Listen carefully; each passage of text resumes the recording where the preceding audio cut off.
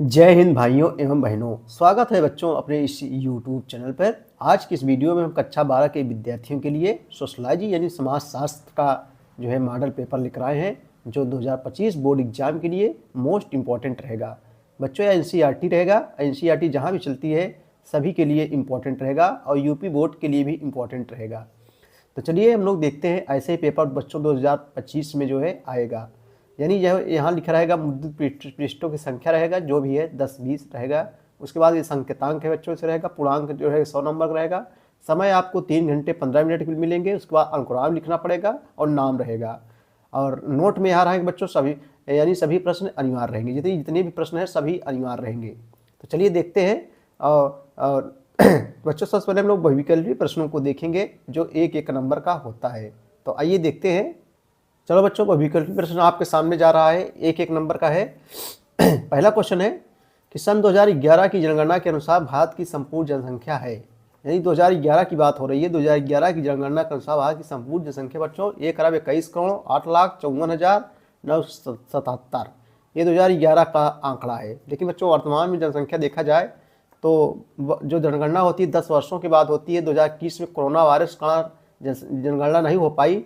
अब जो है 2025 वगैरह में होगी। और इस समय भारत बच्चों दुनिया में सबसे ज़्यादा जनसंख्या वाला देश हो गया है। चीन को पीछे छोड़ दिया है। यानी पहले स्थान चीन था, लेकिन अब भारत हो गया है।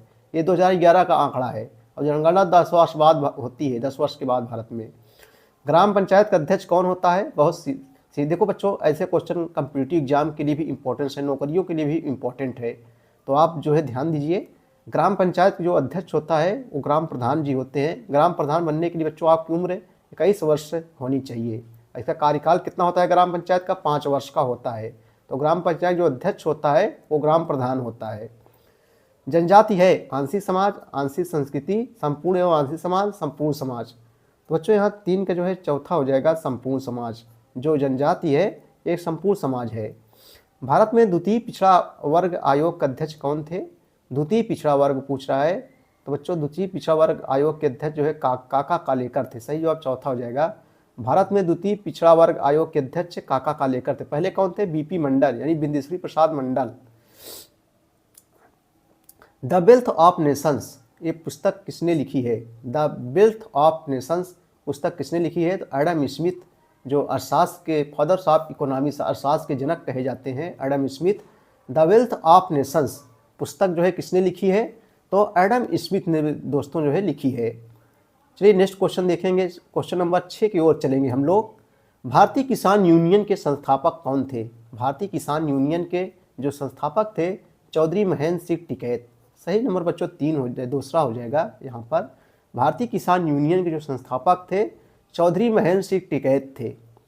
राष्ट्रीय एकीकरण में जो है बाधक तत्व है संप्रदायवाद, विकसित संचार व्यवस्था, महिलाओं में जागरूकता, सामाजिक जो है सद्भाव।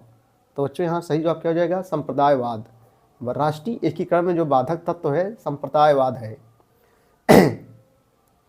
संप्रदायवाद बच्चों और वो जानते हो, जब एक जात दूसरे जात से अपने आप को श्रेष्ठ समझने लगता है, यानी अपने आप अभी सभी सोचता है कि हम ही जो जातियां हैं हम ही पूरे देश हिंदुस्तान में रहे। जातिवादता जहाँ हो जाता है बच्चों, वहीं जो है सब बाधक तत्व आते हैं राष्ट्रीय एकीकरण में। सती प्रथा निषेध अधिनियम जो है कब पारित हुआ था? सती प्रथा निषेध अधिनियम, जो महिलाएं सती हो जाती थी पति के मरने के बाद, वही है सती प्रथा निषेध अधिनियम, जो पारित हुआ था, कानून बना था 1829 में। यानी इनकी रोका जाए महिलाओं को। 1829 में जो है कानून बना था। भारत में अन्य पिछड़े वर्गों की प्रमुख समस्या है अशिक्षा है, निर्धनता है, बेरोजगारी है। इनमें सभी, तो इसमें सभी हो जाएगा। बेरोजगारी भी है दोस्तों, निर्धनता भी है, शिक्षा भी है। भारतवर्ष में अस्पृश्यता निरोधक अधिनियम किस वर्ष में पारित हुआ था? अस्पृश्यता वाले होता है बच्चों छुआछूत। छुआछूत जो अधिनियम हुआ था 1955 ईस्वी में पारित हुआ था। इसमें अनुच्छेद 17 में भी छुआछूत संबंधित कानून बनाए गए हैं। भारतवर्ष में अस्पृश्यता निरोधक अधिनियम जो है किस वर्ष में पारित हुआ था? ये जो है 1955 ईस्वी में जो है पारित हुआ था। चलिए दोस्तों, अब हम लोग लघुत्तरीय प्रश्नों को जो है देखेंगे, जो 3-3 अंकों का रहेगा बच्चों। उसके बाद लघुत्तरीय प्रश्न जो रहेगा वो 6 अंकों का रहेगा। और दीर्घोत्तरीय प्रश्न जो होता है वो 8 अंकों का रहेगा। जहाँ भी अथवा लग जाए उसमें से आपको जो है एक ही करना है। अथवा जैसे 2 दिया है, 1 होगा। और उसके बाद जो लॉन्ग क्वेश्चन होते हैं बहुत कठिन नहीं होते हैं। आप लोग बच्चों एक बार देख लीजिए, आप पूरा कर लेंगे। ठीक है। और उसके बाद में जो है क्वेश्चन को आपको वो एग्ज़ाम में छोड़ना नहीं है, सारे क्वेश्चन को करना है। आप जो क्वेश्चन ना आए उसके बारे में थोड़ा बहुत मतलब जितने शब्दों में कह रहे हैं उतने शब्दों में ज़रूर लिखिए, आपको पूरा अंक जो है मिलेगा। और राइटिंग अच्छी होनी चाहिए, राइटिंग अच्छी रहेगी बच्चों तो नंबर आपको फर्स्ट क्लास मिलेगा। सुंदर लिखावट होनी चाहिए, तो आप लिखने का भी जो है अभ्यास कीजिए और लगातार जो परीक्षाओं में पूछे गए हैं क्वेश्चन जो है उनको जो है आप रिवीजन करिए। आइए देखते हैं हम लोग अतिउत्तरी प्रश्नोत्तर नंबर 11 की ओर चलेंगे। ग्रामीण समुदाय की किन्हीं दो मुख्य विशेषताओं का उल्लेख कीजिए। ग्रामीण समुदाय की किन्हीं दो मुख्य विशेषताओं का उल्लेख कीजिए। आइए इसका उत्तर हम लोग देखते हैं। ग्रामीण समुदाय की किन्हीं दो विशेषताओं का उल्लेख कीजिए। आइए इसका उत्तर बच्चों हम लोग देखते हैं। प्रश्नोत्तर नंबर 11 देखेंगे। ग्रामीण समुदाय की दो विशेषताएं निम्नलिखित हैं। पहला है, ग्रामीण समुदाय में धर्म एवं परंपरागत बातों पर अधिक जो है बल दिया जाता है। ग्रामीण समुदाय में बच्चों धर्म एवं परंपरागत बातों पर जो है अधिक बल दिया जाता है। नंबर 2, इन समुदायों में भाग्यवादिता एवं अशिक्षा का जो है बाहुल्य रहता है, यानी जो है भाग्य पर होते कि भाग्य में जो होगा लिखा होगा वही होगा। इस समुदाय में भाग्यवादिता पर विश्वास करते हैं एवं अशिक्षा का जो है बाहुल्य रहता है, यानी ज़्यादा से ज़्यादा लोग अशिक्षित होते हैं। ठीक है भैया। आइए प्रश्नोत्तर नंबर हम लोग 12 देखेंगे। 12 क्या है कि जात पूर्वाग्रह को परिभाषित कीजिए। जात पूर्वाग्रह को जो है परिभाषित कीजिए। चलिए इसका उत्तर हम लोग देखते हैं, जात पूर्वाग्रह क्या है। प्रश्नोत्तर नंबर 12, जात पूर्वाग्रह क्या है बच्चों। प्रश्नोत्तर नंबर 12 देखेंगे हम लोग। देखो, जात पूर्वाग्रह से तात्पर्य उस मनोवृत्ति से है जिसमें किसी अल्पसंख्यक समुदाय अथवा जातीयता के आधार पर किसी समुदाय के प्रति ऐसी मनोवृत्ति या विश्वास बना लिया जाता है जो उस समूह के सदस्यों के लिए प्रतिकूल होता है। ठीक है भैया, प्रतिकूल होता है, उसे जाति पूर्वाग्रह कहते हैं। आइए अगला क्वेश्चन देखते हैं हम लोग। क्वेश्चन नंबर 13 है, अल्पसंख्यकों की किन्हीं 3 समस्याओं को लिखिए। अल्पसंख्यक मतलब जो संख्या में कम होते हैं उसे अल्पसंख्यक कहते हैं। अल्पसंख्यक की किन्हीं 2 समस्याओं को लिखिए। आइए इसका उत्तर देखते हैं। अल्पसंख्यक की 3 समस्याएं। पहला है, अल्पसंख्यकों की 3 समस्याएं निम्न है। पहला है बच्चों, देखो, अल्पसंख्यक को बहुसंख्यकों से जो है सामंजस्य स्थापित करने की समस्या रहती है। ठीक है भैया, आप लोग समझते होंगे, गाँव में होंगे। नंबर 2, इन्हें भिन्न पहचान व समाज में अपेक्षाकृत कम संख्या में जीवन हानि व संपत्ति हानि की जो है समस्या रहती है। इन्हें भिन्न पहचान व समाज में अपेक्षाकृत कम संख्या में जीवन हानि व संपत्ति हानि की जो है समस्या रहती है। प्रश्नोत्तर नंबर 14 देखेंगे हम लोग। 14 है, हरित क्रांति किन्हीं 3 प्रमुख प्रभावों को वर्णन कीजिए। हरित क्रांति के किन्हीं 3 प्रमुख प्रभावों का वर्णन कीजिए। तो आइए इसका उत्तर हम लोग बच्चों देखते हैं। हरित क्रांति के 3 प्रभाव। देखो प्रश्नोत्तर नंबर 14, हरित क्रांति के किन्हीं 3 प्रभाव निम्नलिखित हैं। पहला है बच्चों, ऐसे लिखेंगे, हरित क्रांति के 3 कारण निम्नलिखित हैं। प्रमुख कारण। नंबर 1, हरित क्रांति से देश में खाद्यान्न उत्पादन में वृद्धि हुई। खाद्यान्न मतलब खाने वाली वस्तु, जैसे गेहूँ हो गया, चावल हो गया, जौ हो गया। तो हरित क्रांति से बच्चों देश में खाद्यान्न उत्पादन में वृद्धि हुई। क्रांति माने होता है एक परिवर्तन, एक बदलाव।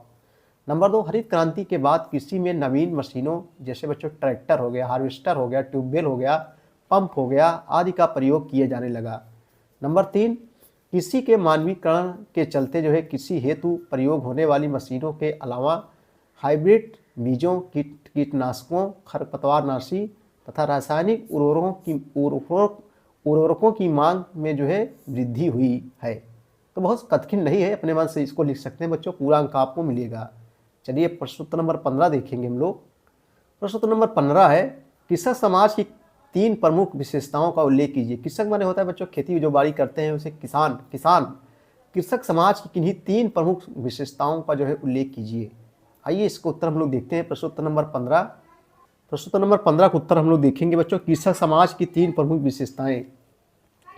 कृषक समाज की 3 प्रमुख विशेषताएं निम्नलिखित हैं। ऐसे लिखेंगे, कृषक समाज की 3 प्रमुख विशेषताएं निम्नलिखित हैं। नंबर 1, कृषक समाज सदस्य केवल अपने जीवन निर्वाह के लिए खेती करते हैं और भूमि पर जो है नियंत्रण बनाए रखते हैं तथा उसकी जो है जुताई और बुआई करते रहते हैं। कृषक समाज सदस्य केवल अपने जीवन निर्वाह के लिए खेती करते हैं और भूमि पर जो है नियंत्रण बनाए रखते हैं तथा उसकी जुताई और बुआई जो है करते रहते हैं। नंबर 2, कृषक समाज के व्यक्तियों में पाए जाने वाले पारस्परिक संबंध व्यक्तिगत और प्रांगण होते हैं। नंबर 3, कृषक समाज एक स्थिर समाज है। ऐसे व्यक्तियों का जीवन प्राकृतिक जीवन है क्योंकि प्रकृति से उनका जो है प्रत्यक्ष संबंध है। चलो अगला क्वेश्चन देखेंगे हम लोग। प्रश्न नंबर 16 देखेंगे। उदारीकरण के किन्हीं 3 सामाजिक आर्थिक प्रभावों का वर्णन कीजिए। प्रश्न नंबर 16 देखेंगे। उदारीकरण के किन्हीं 3 सामाजिक आर्थिक प्रभावों का जो है वर्णन कीजिए। आइए इसका उत्तर हम लोग देखते हैं। बच्चों, उदारीकरण के तीन सामाजिक आर्थिक प्रभावों का वर्णन कीजिए। उदारीकरण रोजगार प्रतिभाओं को किस प्रकार प्रभावित किया। आइए इसका उत्तर देखते हैं, मोस्ट इंपॉर्टेंट है। देखो, भारत सरकार ने 1990 के दशक में उदारीकरण की नीति अपनाई। कब बच्चों? 1990 में उदारीकरण की नीति अपनाई। निजी तथा विदेशी कंपनियां सरकार के लिए आरक्षित क्षेत्रों में निवेश करने के लिए प्रेरित हुई। वाह है। उदारीकरण के कारण जो है कई भारतीय कंपनियों को बहुराष्ट्रीय कंपनियों ने खरीद लिया। दूसरी तरफ कई भारतीय कंपनियां बहुराष्ट्रीय कंपनी बन गई। सा है बच्चों। विनिवेश की प्रक्रिया के अंतर्गत सरकार अपने सार्वजनिक फर्मों के शेयर निजी क्षेत्रों को जो है बेचने की कोशिश कर रही है। सार्वजनिक क्षेत्र में, सार्वजनिक मतलब जो बच्चों सरकारी होता है, सार्वजनिक क्षेत्र में काम करने वाले लोग अपने रोजगार से वंचित हो जाने की आशंका से भयभीत हैं। मॉडर्न फूड सार्वजनिक क्षेत्र की पहली कंपनी थी जिसका जो है निजीकरण किया गया। इसमें काम करने वाले 60% कर्मचारियों को जबरन सेवानिवृत्त कर दिया गया। प्रश्न नंबर 17 है बच्चों। दलित से आप क्या समझते हैं। बहुत सीधी सी, ये सब अपने मन से लिख सकते हैं। दलित से आप क्या समझते हैं। दलित माने बच्चों जो गरीब होता है, सामाजिक आर्थिक रूप से जो पिछड़ा होता है, कमज़ोर होता है। दलित से आप क्या समझते हैं। आइए इसका उत्तर हम लोग देखते हैं। देखो, दलित से आप क्या समझते हैं बच्चों। देखो, दलित शब्द का शाब्दिक अर्थ है दलन से लिया गया है। दलित शब्द का शाब्दिक अर्थ क्या होता है? दलन से लिया गया। इसके तहत बच्चों वह सब व्यक्ति आ जाते हैं जिसका शोषण उत्पीड़न हुआ हो। ठीक है, जिसका जो है शोषण हुआ हो, उत्पीड़न हुआ, जो कमज़ोर होते हैं आर्थिक रूप से। प्रश्न नंबर हम लोग 18 देखेंगे। उपनिवेशवाद के कारण भारतीय समाज में किन्हीं 2 परिवर्तनों को बताइए। उपनिवेशवाद के कारण भारतीय समाज में किन्हीं 2 परिवर्तनों को जो है बताइए। आइए इसके उत्तर हम लोग देखेंगे। उपनिवेशवाद में 2 परिवर्तन। प्रश्न नंबर 18 की ओर हम लोग चलेंगे। देखो बच्चों, उपनिवेशवाद के कारण भारत में 2 कारण निम्नलिखित हैं। पहला है, उपनिवेशवाद के कारण भारत में हस्तलिप, जो हाथ से कार्य करते थे, हस्तलिप का जो है ह्रास हुआ। नंबर 2, भारत एक संपूर्ण निर्यातक देश से संपूर्ण आयातक देश जो है बन गया। निर्यात मतलब जब किसी देश में कोई चीज़ भेजते हैं उसे निर्यात, जब कोई वस्तु को दूसरे देश से बच्चों मंगाते हैं तो उसे आयात बोलते हैं। भारत एक संपूर्ण निर्यातक देश से संपूर्ण आयातक देश जो है बन गया उपनिवेशवाद के कारण। चलो हम लोग क्वेश्चन नंबर 19 देखेंगे। प्रश्नोत्तर नंबर 19 क्या है? सर्वेक्षण प्रणाली की प्रमुख आधारों को जो है उल्लेख कीजिए। उसके बाद 20 नंबर देखेंगे। उपनिवेशवाद से आप क्या समझते हैं। आइए इसके उत्तर बच्चों हम लोग देखते हैं। प्रश्नोत्तर नंबर 20 के उत्तर हम लोग देखेंगे। उपनिवेशवाद से आप क्या समझते हैं। आइए 3 नंबर मोस्ट इंपॉर्टेंट है। देखो बच्चों, उपनिवेशवाद एक ऐसी विचारधारा है जिसके अंतर्गत एक देश दूसरे देश को जबरदस्ती अपने शासन के अधीन लाना चाहता है। उपनिवेश फिर से देखेंगे, बार बार परीक्षाओं में पूछा जाता है हर वर्ष। उपनिवेशवाद एक ऐसी विचारधारा है जिसके अंतर्गत एक देश दूसरे देश को जबरदस्ती अपने शासन के अधीन जो है लाना चाहता है। इसका तात्पर्य एक देश द्वारा दूसरे देश पर स्थापित शासन है। इसके अंतर्गत नए राजनीतिक, आर्थिक तथा संरचनात्मक परिवर्तन शामिल होते हैं। आइए लघुत्तरीय प्रश्न देखेंगे जो 6 अंकों का है। भारत में जनसंख्या वृद्धि के प्रभावों का जो है मूल्यांकन कीजिए। बहुत इंपॉर्टेंट क्वेश्चन है। चलिए इसका उत्तर हम लोग देखते हैं बच्चों। भारत में जनसंख्या वृद्धि के प्रभावों का मूल्यांकन कीजिए। जनसंख्या वृद्धि यानी जनसंख्या की तेजी से बढ़ना। जनसंख्या वृद्धि के प्रभाव मूल्यांकन कीजिए। लघुत्तरीय प्रश्न है, 6 अंकों का, लगातार कई वर्षों परीक्षाओं में पूछा जा रहा है। चलिए बच्चों इसका उत्तर हम लोग देख लेते हैं। देखो बहुत कठिन नहीं है, आप समझेंगे तो आप लिख लेंगे अपने मन से। जनसंख्या वृद्धि का सीधा प्रभाव बच्चों देश के संसाधन पर पड़ता है। फलस्वरूप देश में बेरोजगारी, अशिक्षा, गरीबी की समस्याएं उत्पन्न होती हैं। लोगों को रहने के लिए आवास तथा स्वास्थ्य संबंधी समस्याएं उत्पन्न होती हैं। देखो सब अपने मन से लिख सकते हो। देखो समान हो रहा है बच्चों। सब कारण जो है जनसंख्या कारण होता है। जनसंख्या बढ़ रही है इसलिए सब चीज़ में जो है समस्याएं उत्पन्न हो रही हैं। खाने में, पीने में, नौकरी में, सब चीज़ में समस्याएं उत्पन्न हो रही है। तो जनसंख्या वृद्धि का सीधा प्रभाव बच्चों कहाँ पड़ता है? देश के संसाधन पर पड़ता है। फलस्वरूप देश में बेरोजगारी, शिक्षा, गरीबी की समस्याएं उत्पन्न होती हैं। लोगों को रहने के लिए आवास तथा स्वास्थ्य संबंधी समस्याएं उत्पन्न होती हैं। गाँव में कृषि यानी खेती बाड़ी, कृषि के ऊपर अदृश्य बेरोजगारी का बोझ पड़ता है, वही छुपी हुई बेरोजगारी बोझ पड़ता है, जिससे लोग जो है शहरों की ओर जो है रोजगार की तलाश में पलायन करते हैं। श्रमिकों को शहरों में रोजगार तो मिलता है, किंतु उनकी जो है आय इतनी नहीं होती है कि वे बड़े स्वास्थ्यप्रद घरों में रह सके। अतः वे गंदी बस्तियों में रहने को जो है विवश होते हैं। यहाँ छोटे छोटे घरों में कई लोग साथ रहते हैं, लेकिन इन इलाकों में स्वच्छ वायु, प्रकाश एवं स्वस्थ वातावरण का अभाव रहता है। संतुलित जनसंख्या किसी भी देश के लिए जो है उपयुक्त जो है होती है। ठीक है भैया, तो ये आप अपने मन से लिख सकते हैं, आपको पूरा नंबर मिलेगा उत्तरी, चाहे दीर्घ उत्तरी प्रश्न में आए। बच्चों, जनसंख्या वृद्धि से अगर संबंधित क्वेश्चन आए तो आप जरूर उसको लिखिए, क्यों जनसंख्या वृद्धि बढ़ रही है, तो आप अपने मन से भी बना के लिख सकते हैं, समाज में आप देख रहे हैं। अगला क्वेश्चन देखेंगे, प्रश्न नंबर 22 की ओर चलेंगे। धर्मनिरपेक्षीकरण की प्रमुख विशेषताओं का वर्णन कीजिए। धर्मनिरपेक्षीकरण की प्रमुख विशेषताओं का वर्णन कीजिए। आइए इसका उत्तर हम लोग देखते हैं। चलिए अगला लघुत्तरीय प्रश्न देखेंगे। धर्मनिरपेक्षीकरण की प्रमुख विशेषताओं का वर्णन कीजिए। मोस्ट इंपॉर्टेंट से लगातार परीक्षाओं में पूछा गया है। तो बच्चों, धर्मनिरपेक्षीकरण की प्रमुख विशेषताएं निम्नलिखित हैं। जब निम्नलिखित आ जाए तो नंबर 1, देखो निम्नलिखित है नंबर 1, इसके अंतर्गत बच्चों सभी धर्मों को बराबर माना जाता है। धर्मनिरपेक्षीकरण मतलब बच्चों ये होता है किसी एक धर्म को बढ़ावा ना दिया जाए, यानी भारतीय संविधान लिखा गया है, भारतीय संविधान की निगाह में सभी धर्म बच्चों समान है, चाहे हिंदू हो, चाहे मुस्लिम, चाहे सिख, चाहे ईसाई। इसका यही कारण है, यानी सभी धर्मों को एक समान रूप से देखना। इसके अंतर्गत सभी धर्मों को बराबर माना जाता है। नंबर 2, यह विचारधारा घटनाओं के निर्णय करने में धर्म परंपरा अथवा प्रथाओं को महत्व नहीं देती। नंबर 3, धर्मनिरपेक्षता सभी धर्मों को उनके विकास तथा प्रथाओं के पालन संबंधी समान स्तर प्रदान करता है। नंबर 4, धार्मिक कट्टरता के बजाय तार्किक दृष्टि से सोचने विचारने पर जोर देती है। नंबर 5, धर्मनिरपेक्षता में लोक से संबंधित सांसारिक कर्तव्यों पर जो है विशेष जोर दिया जाता है। नंबर 4 बच्चों, धर्मनिरपेक्षता के साथ समानता और स्वतंत्रता के मूल्य जुड़े हुए हैं। ठीक है भैया, तो ऐसे आप लिखिए, आपको लघुत्तरी में पूरा छांग मिलेगा। अगला क्वेश्चन की ओर हम लोग चलेंगे। भारत में लैंगिक असमानता के प्रभावों का विवेचना कीजिए। देखो ये भी एकदम सरला है, मतलब आप दिमाग से का काम करेंगे बच्चों, सब सरला है, सब अपने मन से पूरा लिख सकते हैं। देखो सब अपने मन से लिख सकते हैं। चलो देखो, भारत में लैंगिक असमानता के प्रभावों की जो है विवेचना कीजिए। आइए इसका उत्तर हम लोग देखते हैं। भारत में लैंगिक असमानता के प्रभावों की विवेचना कीजिए। ये भी लघुत्तरी है, देखो परीक्षाओं में पूछा गया है, अथवा करके देगा। भारत में महिलाओं की प्रमुख समस्याओं को विवेचना कीजिए अथवा भारत में लैंगिक असमानता पर चर्चा कीजिए। चाहे जैसे पूछे, इसका सबका उत्तर बच्चों एक ही उत्तर होगा। अब देखो ये दीर्घ उत्तरी भी पूछा जाता है, लघुत्तरी में भी आ जाएगा, तो आप इसको जो है देख लीजिए। देखो लैंगिक मतलब आप समझ रहे हो कि मतलब जहाँ स्त्रियों और पुरुषों में भेद किया जाए, बच्चों में भेद किया जाए। देखो पुरुषों और स्त्रियों के मध्य जैविक और शारीरिक अंतरों के कारण जो है प्रायः यही समझा जाता है कि लैंगिक असमानता प्रकृति की ही देन है। लेकिन बच्चों, इस बाह्य प्रदर्शन के बावजूद विद्वानों ने यह भी प्रदर्शित किया कि पुरुषों व स्त्रियों के मध्य असमानताएं प्राकृतिक नहीं बल्कि सामाजिक है। उदाहरण के लिए ऐसे कोई जैविक कारण नहीं दिखाई देते जिनसे यह स्पष्ट हो सके कि जो है सार्वजनिक शक्ति संपन्न पदों पर जो है स्त्रियां इतनी कम संख्या में क्यों पाई जाती है, और ना ही जो है प्रकृति में इस प्रश्न का कोई स्पष्ट उत्तर मिलता है।